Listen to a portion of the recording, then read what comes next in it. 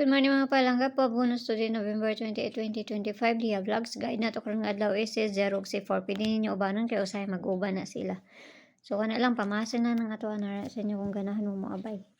So dalion na nato ni kay tugnaw. Pabonus to gahapon 014 or C217 yata na akong paligas ana no gahapon, no? Ana siya. So tanaw mo to niyo say maayo ron.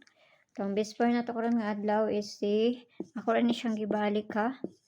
Muna ito ang per karon nga adlaw. Atuanan niyo dito sa Inday. Mas ganahan mo ana, mo balik. Kung di mo ganahan, ayaw niyo siya bay kung tanaw ninyo nga layo na siya. So dito na sa pabonus. Uy, nakatulugon na manggod ko kaayo eh. So dalion na to niya sa itong pabonus sa to ani. So, ang pabonus sa to, parisan na to nga to ang best par. Karon nga adlaw. So, kani, no?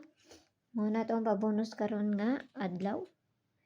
So, babalian na niya 097. Kana.